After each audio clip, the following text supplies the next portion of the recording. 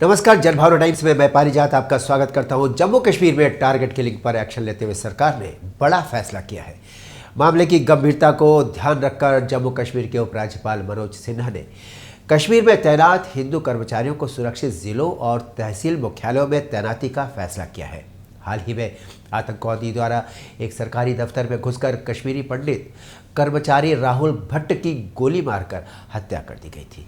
इसके साथ ही गवर्नर ने यह भी कहा है कि जम्मू कश्मीर पुलिस कश्मीरी हिंदू कर्मचारी और उनके परिवार को पूरी सुरक्षा प्रदान करेगी। उन्होंने कहा कि प्रधानमंत्री राहत पैकेज के अंतर्गत नियुक्त कर्मियों के कल्याण और सुरक्षा से जुड़े सभी विषयों का स्टेप बाय स्टेप तरीके से समाधान किया जाएगा। हम आपको बताना चाहेंगे कि जम्मू कश्मीर सरकार की नई रणनीति के अंतर्गत फर्स्ट फेज में 859 कर्मचारियों की एक सूची प्रशासन की ओर से तैयार की गई है। इन कर्मचारियों को सुरक्षित जिलों या तहसीलों में 8 से 10 दिन के भीतर तैनात किया जाएगा। इतना ही नहीं, इन कर्मियों को कार्यस्थलों के साथ ही कैंपों और किराए पर रह रहे स्थानों पर भी सुरक्षा के सभी पुख्ता बंदोबस्त किए जाएंगे। यानी कि इन कर्मचारियों की पूरी सुरक्षा सरकार ने अपने हाथ में ले ली है।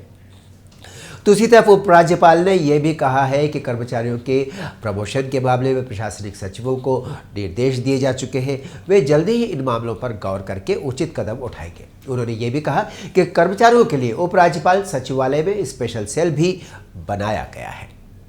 घाटी में कश्मीरी पंडितों पर लगातार हो रहे हमले के बीच बीजेपी का एक प्रतिनिधि मंडल उपराज्यपाल मनोज सिन्हा से मिला। इस दौरान प्रतिनिधिमंडल ने आतंकियों द्वारा कश्मीरी हिंदुओं को टारगेट बनाए जाने पर चिंता जाहिर की। साथ ही इस बात पर जोर दिया कि कश्मीर में नौकरी करने वाले अल्पसंख्यकों को सुरक्षित स्थानों पर ठहराया जाए। कश्मीर में जो लोग अल्पसंख्यक हैं उनको सुरक्षित स्थानों पर ठहराया जाए ताकि आतंकी अपने नापाक मंसूबों में कामयाब न होने पाए। गवर्नर मनोज सिन्हा ने कहा कि सुरक्षा बलों को टारगेट किलिंग के खिलाफ कार्रवाई करने की पूरी आज़ादी दी गई है। उन्होंने कहा कि आतंकवादियों को मदद करने वाले और उनको उकसाने वालों को बख्शा नहीं जाएगा। पूरी छूट मिली है सुरक्षा बल को और आतंकियों की अब खैर नहीं। जम्मू कश्मीर के प्रमुख राजनीतिक पार्टियों के साझा उपकार घोषणा पत्र गठबंधन या पीपल्स अलायंस फॉर गपकार डिक्लेरेशन ने कल रविवार को कश्मीरी पंडित कर्मचारियों से अपील की कि वे घाटी छोड़कर नहीं जाएं। गठबंधन ने कहा कि कश्मीर उनका घर है और यहाँ से उनका जाना सभी के लिए एक पीड़ादायक बात होगी। हम बताना चाहेंगे कि बड़गाम में आतंकवादियों द्वारा राहुल भट्ट की टारगेट किलिंग के विरोध में 350 से अधिक कर्मचारियों ने, जो कि कश्मीरी पंडित थे, उन्होंने इस्तीफा दे दिया था। इसके बाद उपराज्यपाल मनोज सिन्हा बीच में आए। उन्होंने ट्रांसफर को लेकर आश्वासन दिया और स्थिति को लगभग संभाल लिया है। PAGD के प्रवक्ता MY तारिगामी ने कहा है कि घाटी उतनी ही कश्मीरी पंडितों की है जितनी कश्मीरी मुसलमानों की। उन्होंने कहा कि अगर राहुल मारा गया तो रियाज भी मारा गया। आपको अपना घर छोड़ने की आवश्यकता नहीं है। ये आपका घर है, ये मेरा घर है। हम सब त्रासदी को एक साथ सहन करेंगे। लेकिन वो ये नहीं बता पाए कि जब 1990 में कश्मीरी पंडितों को मारकर भगाया गया तब ये लोग कहाँ थे।